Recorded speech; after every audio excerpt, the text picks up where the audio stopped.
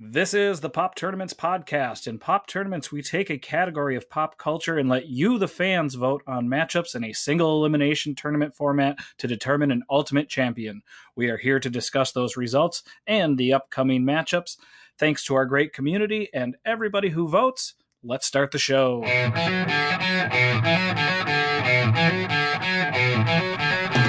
Hello and welcome back, Pop Tarts. I am a cotton-headed mini Muggins, and this is the Pop Tournaments podcast. Hope everybody's doing well. It is November 30th, 2020. We are coming to you from the temporarily closed set of Jingle All the Way 3, starring former White House Press Secretary Sean Spicer. It's a Jingle All the Way movie. They have to have a Republican in the lead after Arnold Schwarzenegger and Larry the Cable Guy. They'll just keep getting more ridiculous. Maybe Candace Owens after this. Hope everybody is doing well. Hope my co-hosts are doing well. We have Ryan Barrett. What's happening, everybody? We have Jennifer Schmidt. Hi, friends. We are here with you on this wonderful Monday. Hope everybody had a good weekend. Jennifer, how was your weekend? It was nice, and we got a Christmas tree, and it's too big for our house, so we have to keep, cutting it down and making it smaller. But, it's, we got a real one, actually, cut it down. Steve got the saw, and, yeah, so now my house smells amazing. So, that's... Lots of decorations? Yeah, absolutely. Any presents under that tree yet? Not yet. They're all still hidden in the closet. Shh, don't tell people. Funny you mentioned that. We're actually, this week, our sponsor is cacti decorated by, Christmas trees. A needle's a needle, all right? Ryan, you got that Christmas tree up yet? No, I still, we have a little, silver Christmas tree that's about 2.5 feet tall. We might throw that guy up. We're talking about it. I don't know. Just not really feeling the spirit this year. But we did take family Christmas pictures today. Nice. Which was pretty in your matching sweaters. Awesome in our matching sweaters. So watch out on social medias for that. Everybody was pretty well behaved with the cat and dog in their little sweaters. And yeah, that went well. And yeah, other than that, we just this weekend. Are we talking about our weekends, or are we just talking about Christmas trees? I don't remember. No, I was going to ask you what you did this weekend. Talk about weekends. But Jen put up her Christmas tree, and so I put you on the spot. No, it's great. I watched a lot of good TV this weekend. Oh yeah? I watched from beginning to end, finished all of Saved by the Bell, the reboot. Yeah. It's awesome! I'm so excited fucking for that. great. It's really, really good. And does Mike Golick make an appearance? He does not. No, unfortunately. But there are. I think the main characters pretty much no Dustin Diamond. Nope. But other than that, everybody at the very least makes an appearance from the main kid group. But the new class, the new kids are all amazing. It's a really great group of people, and it reminded me, the execution of the reboot reminded me of 21 Jump Street, like the movie 21 Jump Street. Oh, okay. Where they kind of they on one hand, it's like a straight reboot of a very loose concept of this is what the story is, but we're also gonna take pot shots at how dumb this show was that everybody was obsessed with, So it's really funny and really good, and I mean we crushed it in 2 sittings. Yeah, I've heard really good things about how they Yeah. the way they approach the storytelling. Yeah, yep. And then we watched. Oh my God, I've watched so much good TV in the last week. I forgot to say I just started this actually right before our last Questos and Recos, so I didn't mention it. But a show called I Hate Susie. It's on HBO. We finished it over the last week, but that show's fucking incredible. That's like top 3 of the year for sure. Okay. I mean, it's British. I would put it up there with, the I May Destroy You as like my favorite shows of the year. And it kind of has a lot of similarities, I would say. A little bit more on the comedy side and a little bit less heavy, but also, I mean, it really, really great. Go watch it. I Hate Susie. Awesome. And then we watched the first few episodes of The Flight Attendant, the new Kaylee Cacao. Is that fun? It's looking fun. It's super fun. It's awesome. It's like a whodunit sort of. And yeah, I think everybody would like it. And then last night we started watching The Undoing with Nicole Kidman and Hugh Grant. Yeah, my mom's been watching that. That one's a little heavier and like just very serious. I don't know. I'm still kind of not as into that one as I am the others, but it's good. It's well done. It's prestige. There's a lot of good shows out there, and somebody's got to watch them. So HBO is fucking killing it. Me and Becky were just talking about that today. Like, HBO has been on point this year, like since HBO Max came out. Not to mention, I mean, I'm not even going to mention the new episode of Mandalorian on Disney Plus, which was like a whole nother fucking thing. I mean, that was like a highlight on its own, but they ripped off American Dad, and we'll get into that on a future episode, but or at least somebody in that writer's room had been watching a lot of American Dad when they were throwing ideas up on the board. So we're November 30th. We're past Thanksgiving now, so I feel like it is. Jen, you put up your tree. We were a little early. We got our tree up. It is the Christmas season, and for me, the Christmas season means making fudge. I have I don't know why. Many other years ago, I got really into making pies for a while, and then a few years ago, I got really into making fudge, and people like it. So I'm always experimenting with new and different flavors. This weekend, I did a toasted coconut fudge, which it looked amazing on Facebook. Yes. Thank you. I was worried that the coconut flavor wouldn't come through enough, but it definitely did, and it sounds like we got another winner on our hands. Probably then I need to taste test that for you, so I will be by to get my fudge soon. All right. And then later tonight or maybe tomorrow, I'm going to be whipping up the original recipe mint fudge. So that's always a fun time. And then also, I could not help but I was glued to my phone looking for updates. I was obsessed with this whole Utah monolith.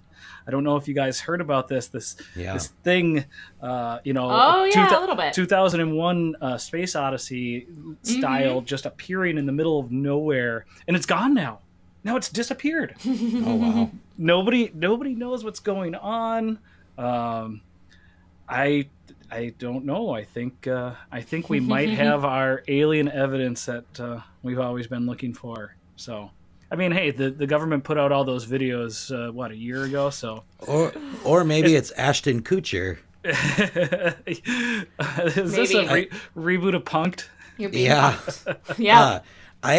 Fun fact, I thought about getting that 2001 monolith tattooed on me.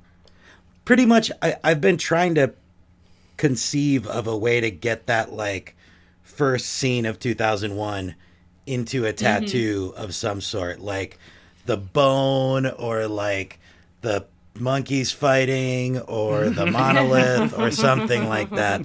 That's just like one of my favorite scenes in the history of film, and one of my favorite movies. Yeah. Yeah, you're right. It's. I think that would be interesting one. I like the bone idea, but so yeah, I don't know. It's gone now, and maybe it's going on tour now. It's gonna stop at random random unique nowhere places across the country. But yeah, so you know what? Actually, now Jen, I'm so glad that you brought up Christmas trees and you know. Maybe this will. It's not December yet. Maybe this will help us get a little bit more in the Christmas spirit. Do either of you have a Christmas ornament that you most remember? Maybe you still have it and still put it up, or something. But a Christmas ornament that really stuck out from your childhood, or now with your families today, that you just look forward to putting on the tree. Jen, specific one, or what type of ornaments? All of my ornaments are important. I don't just buy ornaments. They've all been given to me. My girlfriends and I we do a Christmas party every year. One of those people is Ryan's wife, Rebecca. Always Cubs. So we do an ornament exchange as part of that, and so that's where a lot of those ornaments are from. A couple others are my mom has always gives us an ornament every year. Yeah. So I've got some of those. I've got some of my great grandmother's pretty glass ornaments that I hang up from our chandelier. So they've all have meaning. So if you ever want to come over, and I'll spend 3 hours explaining every single ornament that I have and why they're meaningful to me. It'll be fascinating to you, I'm sure. Oh, man. Ryan, anything? Yeah, mine were all connected. I had there was a thing much like the Santa Bears, through the 80s. Yep. They did a thing at Hallmark, where every year they would release a new reindeer. It was like a reindeer playing a different sport, I think, was the theme. So it was like a reindeer figure skating, and then a reindeer playing soccer, and a reindeer playing football, whatever. But they would release one every year. And that was when I was a kid. I loved that. I was so excited every year to get the new Hallmark release. Fun. And we still have all of those. So I still always kind of look forward to seeing those on my parents' tree. Nice. What about you, Wicker? Growing up, it was. I'm sure my mom was always so frustrated with me because even at a young age, I was the sappy traditionalist. And I always wanted to use all of the old, worn out, ugly ornaments that we had, used for years and years. And she always wanted to, get something new and fun. And it's the same way. I love the old traditional bulbs. I know they're terrible for the environment, but man, those old glass bulbs, I always loved the way those looked. Filled with fossil fuels. Yeah. They were literally condor eggs that they just painted and stuck a hook on. So, it was our Christmas drive that killed the condor. So, sorry, but and also now speaking of Christmas drives, and thinking back, I don't know if I've ever told you guys about this before, but my grandma got run over by a reindeer. Oh. We walked right into that one, Jen. And I know we did. It's sad. But throughout our episodes this month, whenever we have something, where a lot of people and a lot of businesses are struggling. So, and I know a lot of people are still buying gifts.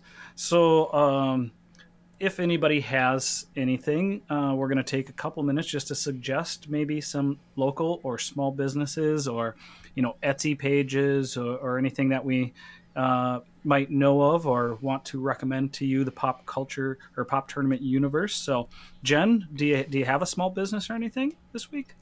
I do, yeah. Although it's not a place to buy things. Okay. But I know all of our 5 listeners have been very jealous of me earlier when I've talked about going up on the rooftop drag brunches. But now, due to cold weather and restaurants being shut down, those amazing drag brunches have moved off of the rooftop and onto the computer, and they are digital for the next couple weeks. Nice. And I'm so excited because that's a wonderful way to support our local drag performers.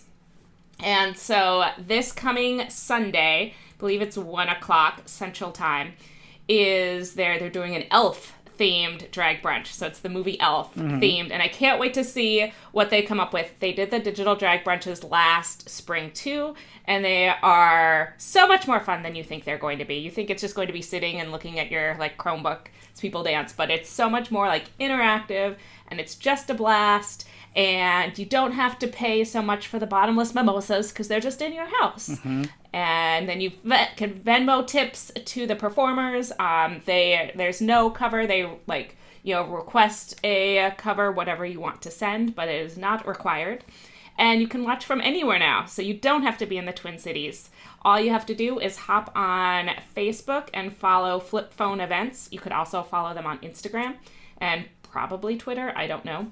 I don't tweet. But just follow them. They give you all the info. They send out the Zoom link that morning, and you just hop on and watch some amazing Twin Cities drag performers. It's a blast. What we'll do, I highly recommend it.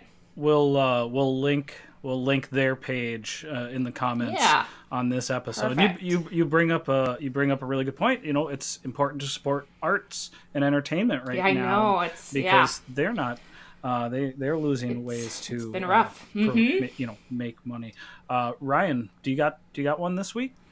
Yeah, mine isn't so much a specific business as much as a method. And I know this was something that everybody was pushing and everybody was talking about back in April. And, a lot of these things just kind of got swept, by the wayside since everything went back to normal, quote unquote. Right. And then now everything's worse than it was back in April. And people are just kind of getting complacent and they're not really following through with that, charitable spirit that people were feeling back the first time around. And, a couple things that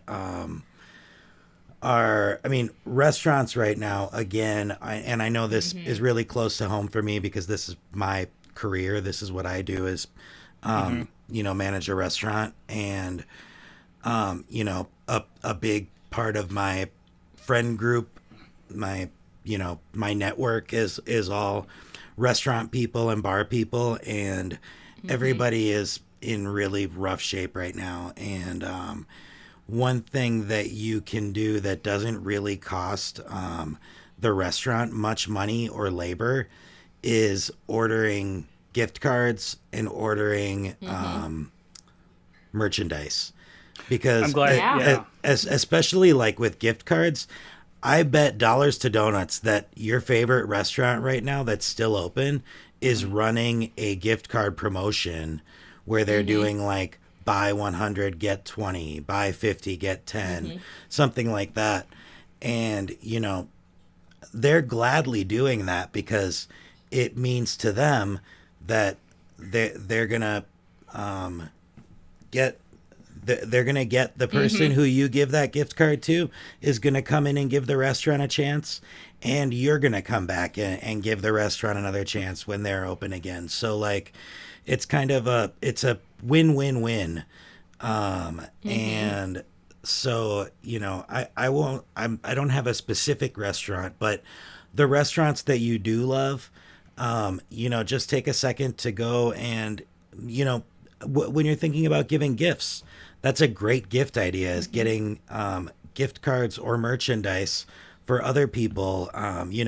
If they've got a favorite restaurant, get them a T-shirt to represent it, you know, Yeah, I or love a coffee mug or whatever, you know. I love that you brought up merchandise because that's again like much of what the restaurant industry depends on is continually turning things over. When we do have people in the store or in our shops, we want to turn over tables because you want new people to come in and purchase things. But same things with their product.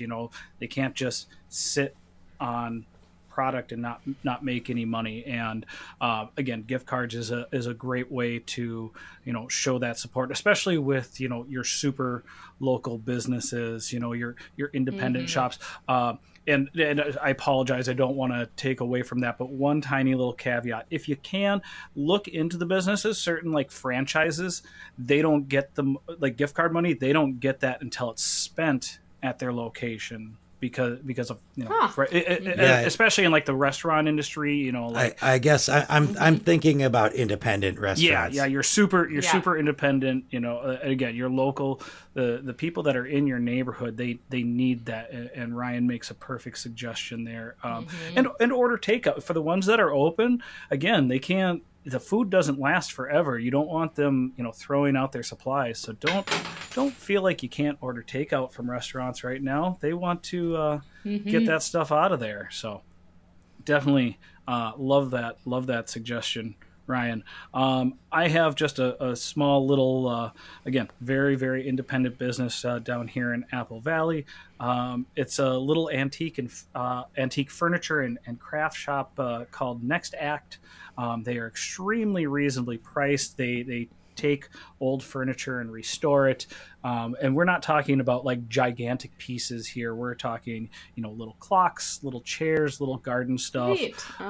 Just really nice stuff that is, again, affordable and makes great, unique gifts this holiday season. So, let's bring the cheer up. Now that we're getting, I know, it's such a tough year and there's so much that, that's taking away from us right now, but we can definitely find ways to help each other out and get a little happier. So enough of the serious stuff. Sorry that we ran a little long with the serious stuff. We are getting down to the very end of our Hilarious Heroines Final Four tournament. This is what we're here for. And oh man, the last couple of days have gotten the last round. Holy cow! so crazy. If you guys are okay, do you want to kind of talk about it as like how each quadrant turned? Sure. People will be listening on Wednesday. We're recording this on Monday. We're down to our final four. Today is our first semifinal matchup. So I think it'd be a nice review, and we won't take too long, but of the tournament to kind of go through and see how we got here. But, our very first quadrant and has been our easily biggest vote getter from any tournament up to this point. Catherine O'Hara just smashing through this thing. Jen, what do you think? Should we have seen this coming? I think we kind of figured she would be the number one, and it's funny that her name was drawn first because I feel like she was the top seed. And then she showed up kind of in that spot. So yeah, like that, I definitely expected Catherine O'Hara to be here and to slay. Yeah, she's been doing it in all different forms of comedy for 30 years, 40 years. Yeah, way more than 30 years. Funny thing. So and hitting it with like young generations, older generations. Who doesn't love Catherine O'Hara? Yeah, she definitely has touched on a lot, like you said, a lot of different generations. I actually, my wonderful, amazing, awesome girlfriend Kaylee and I finished Schitt's Creek just 2 nights ago. Finally got to the end. It was, man, what a wonderful show. And I don't want to say this wrong because I want to compliment her, but I don't want to take away from anybody else in the cast, and in not taking away from them, I don't want to not compliment her. But I really don't think that show could have been as awesome without any one of those parts. They all had to be there, and she was such a bright star in that cast. Yeah, and really they stuck the landing on that show. I think that was a really. I apologize if you guys haven't finished it yet. So I haven't because I don't want it to be over. So I have the bad habit of never watching the last few episodes of something because I want them to still be out there. So someday. Ryan, thoughts on this just powerhouse in this tournament? Yeah, I am not surprised. I also think that this was a pretty. She hasn't really faced off against anybody that's been a huge contender yet. She's got a pretty easy road so far. But it's I mean, she doesn't, with the amount of votes she's gotten every round, it doesn't look like there's any stopping her. Yeah. But yeah, no, she definitely deserves to be here. I think that her performance in Schitt's Creek, I think, is the funniest. I think it's funny because that show took, a turn after the first season, or after the second season, even more so. And she kind of became like the comic relief as the show started to become kind of more of like heartfelt. She kind of became the Joker, her and Alexa really both. But that she's just so hilarious and such an amazing actress. Yeah. And I also, funny thing, I happened upon during my SNL rewatch that I've been going through. There's a old pre-taped bit that is introduced as Catherine O'Hara and Laurie Metcalf in The Dinner Party. I think it's called The Dinner Party, and it's just a little 5-minute pre-tape. Neither of them were actually on the episode. It was, just they were never part of Saturday Night, but it was super interesting. Hopefully, if I can find that, I will also post that up. That sounds really cool. I always forget how great Laurie Metcalf was back. Oh, she's amazing. Back in the so day. Great. She could have. Yeah, I was just thinking. I was like, what kind of list? How can we get Laurie Metcalf in this in a competition? What? Jumping down to our next quadrant, though, probably the biggest surprise of this tournament. But then when I really thought about it, maybe because when we get to all four, I think they all kind of check 4 different boxes, which is really nice. They do. For our final 4. But Kate McKinnon taking it all. I mean, just knocking down comedic giants to get here. Yeah. What, Ryan? Thoughts?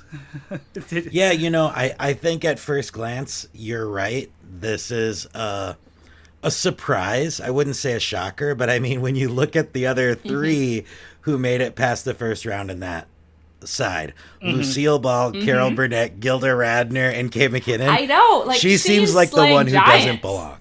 Right. She seems like the one out of those 4 who doesn't belong, and yet here she is.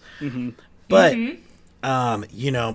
because Lucille Ball and Carol Burnett went up against each other, only one of them was gonna advance. Just the way tournaments go. So it's not like Kate McKinnon had to beat Carol Burnett. She only had to beat Gilda Radner and then Lucille Ball. But she beat Radner pretty handily, and she Lucille Ball was a nail biter. It was close. But yeah, it was all but night.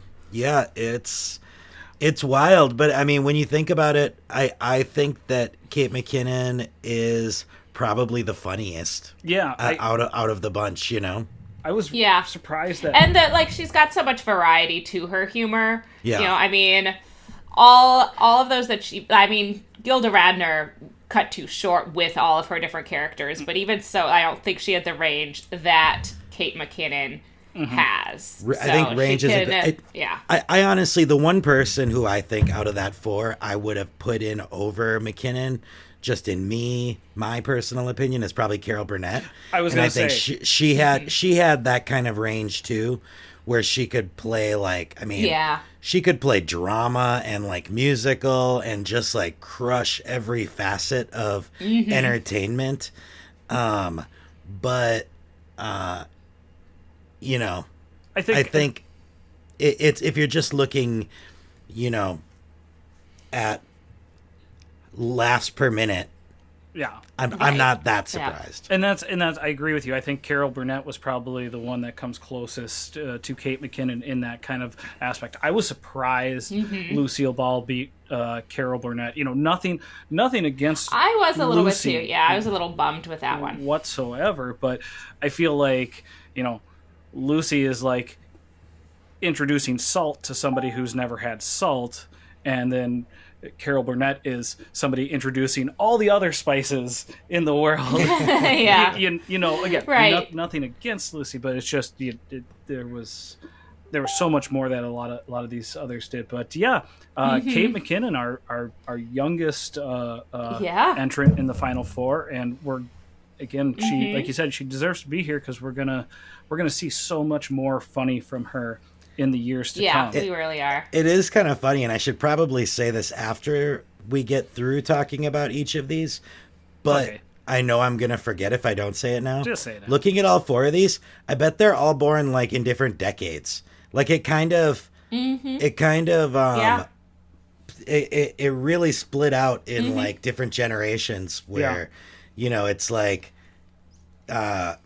millennial, Gen X, Gen X. baby yep. boomer, greatest generation. And post boomer. Yeah. And also funny, Yeah, it is very true. I posted on as a comment on your updated bracket, Ryan. They were all kind of born within a nice tight circle I saw that. That's Oh, they interesting. were. of the Midwest, East Coast, you know, New York, Toronto, Pennsylvania, and Illinois. So Northern East area. Yep. that's where the funny. And you know what? So I say, you know, us Minnesotans, is. we're pretty damn Cold funny. and funny. We're right there next to them. We're funny adjacent. Yeah, I love that. Well, you know, it's funny. So Kate, our youngest entrant, we go over to the longest. I didn't realize this, and we never included it in any copy. Betty White has the longest career in the medium of television than anybody else ever. Holy shit. Wow. 80 years. She has been working in the television industry for 80 years. So she definitely deserves to be here. But yeah, that was a definite fun bracket. I think she kind of had it from the get-go, though. I think the biggest surprise or the biggest challenge was her and Julia Louis-Dreyfus, who... That would surprise me. I thought Julia Louis-Dreyfus was going to be in our final two and maybe take the whole thing. And my husband was like, "Oh no, Betty White's going to win the whole thing." And I was like, "What? No, she'll make it a couple rounds." But then they went up head to head, and I am very glad that I did not bet on it with him because I would have lost. I never would have guessed Betty White over Julia Louis-Dreyfus. But I'm thrilled. I'm not anti Betty White at all. But yeah.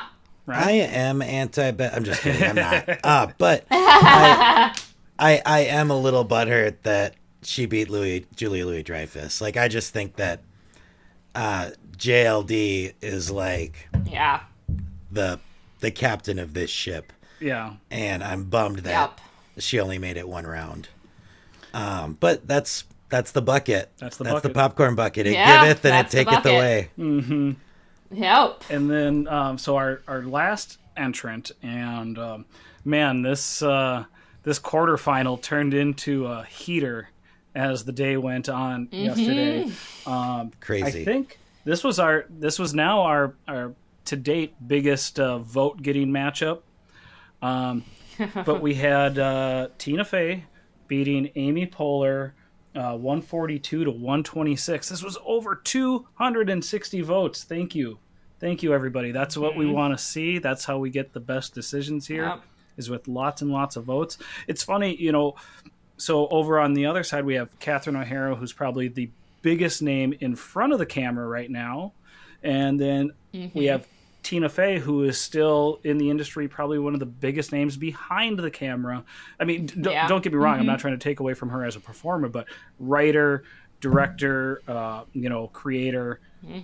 So, and then, got Kate McKinnon, the youngest, Betty White, the oldest. We're checking all 4 boxes here, right? Yeah. We are. What did you guys think it was going to be this close and getting that many votes between Tina and Amy? I did. Yeah. Yeah. I mean, the battle of the besties, and they work so great together. So it is hard to pull them apart. And, and I definitely voted and campaigned hard for Tina Fey yesterday, but especially because of all of her writing. But we can't forget that Amy Poehler does a ton of writing too. Right. And a lot of the best SNL sketches that she was in, she wrote. And so, I don't want to make it sound like I don't think Amy Poehler is an amazing writer as well. But I think Mean Girls is one of the best movies of the 2000s. Yep. Hands down. Especially, working as a teacher and just, seeing, it was based on a nonfiction book about bullying. And how she made Mean Girls. And so it has, all of these, really true... societal actions, and it's so funny, and it just holds up. My 7-year-old son is very into Mean Girls right now. One of my proudest things as a parent is that he can make multiple Mean Girl references. And he fell in love with it because we saw the musical when it was touring last fall, because there's a musical of Mean Girls 2. Yeah, you guys saw it too. Yep. Yeah, and it's fantastic. And she wrote the book for that, and her husband wrote the music for that, and it still has how they pull all the best lines from the movie into It was a fun the adaptation. musical is great. Yep. Yeah, it's fantastic. And so she just keeps doing great stuff, and yeah, like you said, behind and in front. And I don't think I've ever related to and loved a fictional character as much as Liz Lemon. So yeah, and that's her real name. Her first name is actually Elizabeth. Tina comes from her middle. It's Catalina. Yeah, I can't. I tried to pronounce it earlier. I'm like, yeah, that's probably a bad idea. So I love how real that character really was for her. 30 Rock is one of my absolute favorite shows. Parks and Rec is one of my absolute favorite shows. Yeah, I agree with you. I love Mean Girls. I love Wet Hot American the Wet Hot American Summer series. Right. And Amy Poehler. It was so tough. It was so hard. I forgot about. No, it's okay. I forgot about Wet Hot American Summer. I don't remember who it was. Somebody mentioned it on the thread yesterday, and I was like, oh, fuck, I forgot about that. And then thinking back to that era of Amy Poehler, and I actually switched my vote. I had it, I already had it split. Yep. I had it 2 for Tina, 1 for Amy, and then I switched it so it was 2 for Amy and 1 for Tina. It was so hard, and it was crazy. It was really close, and really the thing that made this vote total so different, or so much bigger than anything we've ever had before. And I mean, it's not we've had some really high vote totals before that were in this ballpark, but the total on Twitter was triple. So funny. Yeah. It was triple the amount we've ever had on Twitter. We had 60 votes on Twitter, which is insane. I think we gained some viral traction yesterday. Yeah, around the country. Please feel free, and that brings up a great point. So, and it's happening again today. So for all of you out there, when you do vote, and especially if you go and vote on 2 of the 3 sites or all 3. Share those posts, retweet those posts, share the Facebook posts. That's how we're going to garner more votes. Hell, we don't mind you campaigning if you want to, if all of your friends agree with you, and so you want to share it to your page to get more votes for who you want to win. Bring it on. We love it all. Bring the controversy. I think that's how Robin Hood got to the finals in the Disney Disney bracket. Yeah. Yep. But. Yeah, I completely agree with both of you. I think that 30 Rock is an absolutely brilliant show. I think Parks and Rec is absolutely brilliant. They're both like it's like the perfect mix of like comfort food and a well-rounded, well-balanced diet.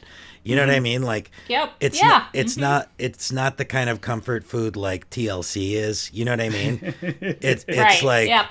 it's like you can sit down and just watch for, on like a Saturday morning. You can wake up and be like, I'm just gonna watch Parks and Rec from this moment until I go to bed. Yep. And They were the two shows I good. rewatched when the shutdown started in March. Yep. I watched Parks and Rec, and then I was like, wow, now I have a lot more time. I had to organize my office, so I started 30 Rock. And I hadn't done the 30 Rock rewatch for a while. Parks and Rec, you do a rewatch of that like, every other year at minimum, sometimes more often. But 30 Rock, I hadn't done a like start to finish rewatch in a while. So, that was my third week of March. We actually watched a couple episodes of 30 Rock yesterday when we were to take a break from our serious shows, like while we were eating lunch, and we watched the Rule of Three episode featuring Betty White. Nice. So that's our final four: Catherine O'Hara, Kate McKinnon, Betty White, and Tina Fey. Again, we've narrowed this field of 32 down to 4, and still we don't have one distinct style here. We have 2 SNL cast members, and which goes without saying. That's such a comedic institution in this area. So I'll go first, and real quick, I think Catherine O'Hara beats Kate McKinnon, and I think Betty White beats Tina Fey, and then all hell breaks loose. Yep, I agree. I can't pick a winner there. Now, again, maybe a surprise. So far, again, huge vote total today. So who knows what's going to happen in today's matchup? And tomorrow, again, Tina Fey is such a huge name. Has she done enough recently to overshadow Betty White? I don't know. And really, I can't. It's tough for me to pick a favorite, even just from these 4. If it was a round robin, what do you guys think? I know. I think if I was picking like just my favorite, I'd probably go with Tina Fey and Catherine O'Hara would probably be my favorites. I'd probably pick Tina Fey to win out of the 4. Yeah. Okay. But if I'm picking like who I think is gonna win, I think Betty White over Catherine O'Hara in the final. Okay. I'm going to go Catherine O'Hara over Betty White in the final. I would love to see Tina Fey there, though. Yeah. But I, at this, like, first round, everything made sense, and I kind of figured how it would all fall. This, like, second round has just been totally different. So I thought we'd be talking about Carol Burnett right now. So... and Julia Louis-Dreyfus. So I don't know what I'm talking about. So I can't wait to find out. Man, maybe we should have a third place matchup. Throw it up, Carol Burnett versus Julia Louis-Dreyfus. I don't know. Yeah. Honest, I think Catherine O'Hara just has the buzz behind her. She's done the biggest and most recent thing out of all these 4. So that's going to be my pick to win it. We all kind of gave different answers. Very nice there. So yeah, that's going to be the Hilarious Heroines tournament. A fantastic tournament. Thank you, Jen. What a awesome thing you helped us. You came up with and helped us put together here. And then in a few days, little tease here, we're going to have something a little jingle jangly. Not to quote one of your recos from last week, but it's a good movie. Get back into that music area and some upbeat and maybe a little bit annoying music. But best pentatonic songs. Oh God. Oh boy. Yikes. I'm But not a fan. I'm excited to see how this all plays out, and I'm excited to get our next tournament out to you guys. Last words, anybody? I have one Ryan. thing, and this was I neglected to bring this up during my fountain of recommendations at the beginning of the show. One other thing I watched that kind of goes back to one of our previous tournaments, the Fresh Prince of Bel-Air reunion show. Ooh. On HBO yeah, Max. I'm saving that. It was really fun. It was really fun, and like, Yeah. it had moments of like tell-all sort of, you know, Yeah, vibage. because the original Aunt Viv is there too, right? I'm Yep. sorry, what's that? The original Aunt Viv is Yes. there too. Yep. So there's some like drama, but there's a lot of tears, and like, you know, you can tell like how big of an impact this show made on all of their lives. Obviously, that's not a surprise, but and how big of an impact James Avery, aka Uncle Phil, had on all of their lives. And it's just a really well put together reunion show, and it was a fun watch, quick watch. Definitely recommend it. And brought me back to that tournament and made me think like, oh yeah, that the right dad won in there. Yes, it totally did. Yeah, Uncle Phil's amazing. And all of those episodes are streaming on HBO Max as well, like all of the original Fresh Prince. I know that I've been, when we were still hybrid for like reward time, one of my proudest teacher moments was my students all voted unanimously to get to watch more episodes of Fresh Prince of Bel-Air. So I introduced it to them at the beginning of the year, and they loved it. And so, yeah. So they don't get, it's lots of 90s references, so some of them definitely went right over their head. I'd just be like, that was someone who was famous in 1994. but even like, yeah. That was the first woman who Bill Clinton supposedly had an affair with. Yeah, before Monica Lewinsky. Yeah. During the reunion, is there any point when somebody says something controversial and then Will Smith goes, ooh, and puts his hand in front of his mouth? I'm sure. I don't remember specific examples, but I'm sure it happened. They also Tatiana Ali, who was one of my first like mega crushes. Yes. Talks about her first kiss. Her first kiss was on set, like live during a show, like to another, you know, like that was scripted. Scripted kiss was also her first kiss. And and like all the other actors like watching her and like. And then Alfonso Rivera tried to throw to some funny videos. Yeah, I'm sure he did. Yeah. He's amazing. Like watching him in real life behind the scenes, he is so much fun and just seems like such a cool guy. He does. And now let's take a look at these babies falling downstairs. I don't know. That's what they do. That never gets old. All right. Well, we appreciate you guys tuning in. We will be back with you next Monday for the Pop Tournaments podcast. Please keep on voting and keep on popping. Pop, pop. Bye.